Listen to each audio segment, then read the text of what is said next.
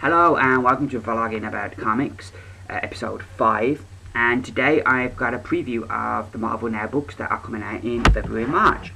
I picked up this bad boy from my comic book shop and I thought, I could do a video going through the book, talking about which ones I'm looking forward to and which ones I'm going to give a miss. So we start off, we look at the cover. You've got Guardians of the Galaxy, and that comes out at the end of this month, the 27th. And it starts with that, the 0.1 issue, which I think is going to give us a bit more of Star-Lord's backstory. It does look a good book. The synopsis for it it says, "Move over, Avengers, the Guardians got this. Star-Lord, Gamora, Drax, Rocket Raccoon, Groot, and the invincible Iron Man."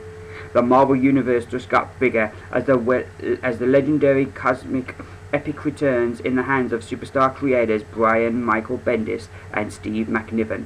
In this special prelude issue, meet the man behind the Guardians, Star-Lord, and discover how the Child of Earth became the leader of the ragtagonist of teams in all the galaxy, all setting the stage for next month's historic Guardians of the Galaxy #1. This is the start of something big, Marvel fans. So it sounds good. So that just gives you what really the .1 issue is about. We get some of the black and white. They haven't. He's going to be coloured, but in the previews they don't always give you, which makes it interesting. Then when looking at the book later on to see how it looks with colour. The end of the panel there, you can see she clutches her stomach where she said goodbye to Star-Lord, and it looks like she could be pregnant. Yeah, I was already pretty excited for Guardians of the Galaxy. I love my science fiction. Plus, I was aware that they were going to do a film of this next year, I believe. So I wanted to check it out anyway, so I could get to know the characters before the film comes out. But reading the 3 pages in here, even though it's really just him saying goodbye to the love of his life, it still got me hooked, still made me interested and wanted to try the book. So yeah, I'm looking forward to trying this one, and I think it's a good idea for Iron Man. I know he might not be in the traditional Guardians of the Galaxy lineup, but if it means having him in it, even if it's just for the first story arc, if he's in the team, you might get people that wouldn't usually pick up this book. So they might look at it and say, "Oh look, that's Iron Man. I'm gonna try that out," which is good. This is a good thing, So I don't mind Iron Man being in it. And I don't know. I don't know what they aim. I don't know if they're gonna have him in it long term or not. But yeah. But it's nice for me as somebody who's new to this. It's nice to have a familiar face in the book, while I get to know about all these other characters who look really quite interesting. Next up, so Guardians of the Galaxy is a pick up. I'm getting that one. Next up in our previews book, we have the Uncanny X-Men. Issue #1, and we start off with this guy getting his mutant power, and the police, of course, they turn up, and they're trying to take this big moon down. But then who turns up to save the day? It is Cyclops and his X-Men. What is going on with Cyclops' outfit? I do not like that mask at all. It looks stupid. I don't like it. The rest of the outfit I don't think is too bad, but just that head bit, nah. I like Magic though, there with a big sword. She looks pretty badass, and Magneto in white and black, which is a change in colour, and I believe that's Emma Frost. I'm not sure the one with the short hair is. I'm not sure which character that is, but yeah, that's the new lineup. The problem for me with Uncanny X-Men is I'm already getting 2 X-Men books. Get Wolverine and the X-Men, which I love, and All New X-Men. As well as that, I'm also getting X-Factor and Uncanny X-Force. And for me, 4, that's enough X-books for me. I don't want to buy every X-book that's out there.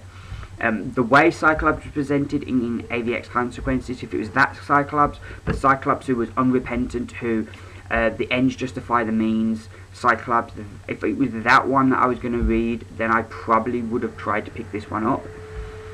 But because it's it'll be the Cyclops that Bendis has been writing in All New X-Men, the one who feels sorry for himself, the one who, it wasn't me, it was the Phoenix Force made me do it. I don't like that version of Cyclops. I liked the version we got in AVX Consequences.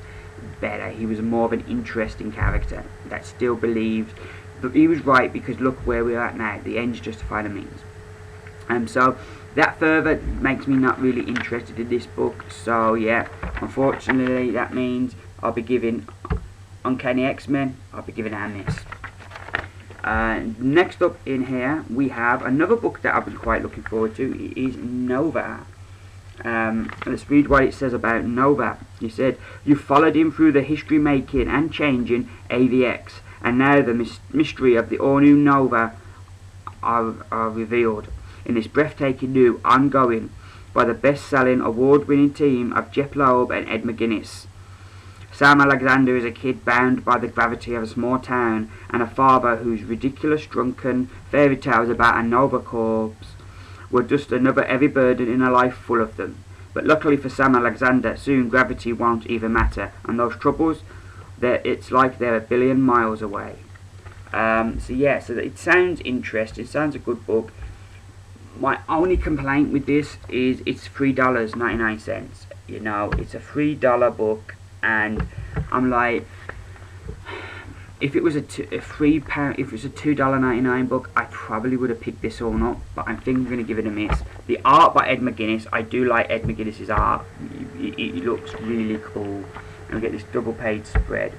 And you can even see, look at their neck. Rocket Raccoon makes a guest appearance as well, for you Guardians of the Galaxy fans. It looks a good book, but I don't think I can spring through it at this time. What I may do is I'll wait, and if it's good, I'll pick it up in trade. It's just, why, you know? He's not like an A-list character, so why bring him out in a $3.99 book?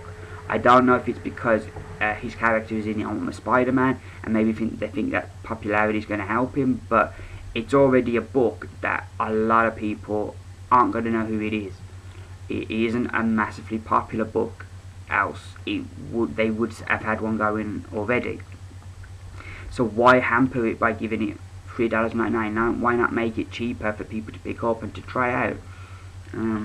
I don't understand how they decide prices.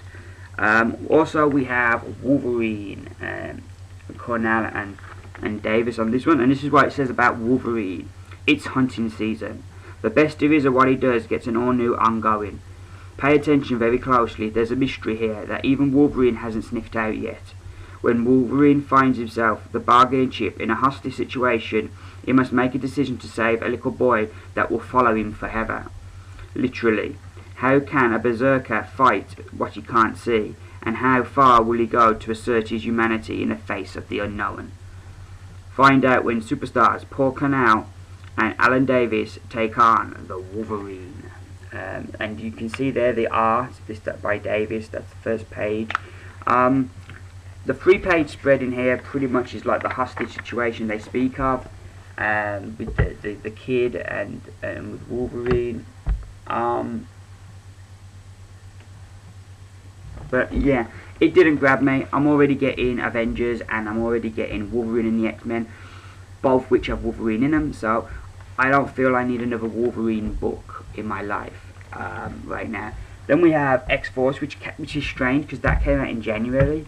The art I loved for this, it was Ron Garney, and I loved his art for this. I really did enjoy the art. So that's a pick up. I'm picking up Uncanny X-Force. I really enjoyed the first issue, and I'm looking forward to the second one, which I think is in 2 weeks' time. The second one comes out. Then we got the one that come out just this past week, Fearless Defenders, Misty Knight and Valkyrie. And this is like this one they make $2.99, which makes sense. The art in here, who does the art on this one? Somebody called Will Shinley, and I like the art. I think the art looks good in this, and it does as a book intrigue me. But when I'm already picking up so many books, you know, things have to like jump out at it and be special. Then we have Secret Avengers, which is basically Agent of S.H.I.E.L.D. You've got the Nick Fury Jr., you've got Maria Hill, you've got Hawkeye, Black Widow, Phil Coulson. In this thing here, it even says they're going to have the Hulk, and basically they go on secret missions and then they have their memories wiped, which It doesn't really thrill me. I understand why they called it Secret Avengers, but it is, and for all intents and purposes, it is Agents of S.H.I.E.L.D. And this didn't do anything to really intrigue me. What is interesting is in the book, on the back page, you have where they print out all the books that are coming up. So you can see there we have the week that's just gone, and then we've got like this week, next week. This week I will, add them Wells books. I'll be picking up Fantastic Four and Uncanny X-Men. Not Uncanny X-Men, so Wolverine and the X-Men, which isn't listed here for some reason. And then you've got like the following week, which is a big week. You've got Avengers coming out, which I'm going to get. Indestructible Hulk. I might try out Superior Spider-Man. Thor: God of Thunder. Uncanny X-Force. That's another one I'm looking forward to. So yeah, and then the following week, as you can see, the last week of the month, we've got the Guardians of the Galaxy book that's coming out there as well. So yeah, so yeah, all in all, there's some good books there. I'm especially looking forward to Guardians of the Galaxy. I think that's going to be a good read. I think the books that are already out from Marvel now that are worth checking out, I think Thor: God of Thunder, that has been really good. Avengers and New Avengers have been really good. They deserve a check out. Superior Spider-Man, if you can get past the fact that it does feel like a mini-series, I think that's been good. FF and Fantastic Four have been brilliant. So there have been a lot of good books in this thing. Uncanny X-Force, I really enjoyed the first issue of that. There haven't been that many books I avoid. Iron Man I dropped in Avengers Arena, but that was for budget reasons rather than, and the fact that there were other books I wanted more. But Iron Man was the only book that I was disappointed in, and like I think the art really affected the story in that one. And maybe like they've gone into space now in that book, so maybe that's going to suit Greg Land better, because I didn't think his art was bad. I thought when it comes to action scenes he was quite good, but I thought where it hurt was he was unable to portray any kind of emotion in his characters, and his characters looked too similar. But anyway, but all in all, I'd say the Marvel Now, from my perspective, has been a success. I'm definitely picking up more Marvel books now than I was before the Marvel Now began. So yeah, but the real proof of the pudding is going to be in a couple of months. Can they keep the current numbers up? Anyway, that's enough for my preview. Hope you enjoyed it. Hope it was helpful and informative for you. And I'll see you again soon with my review videos. Bye.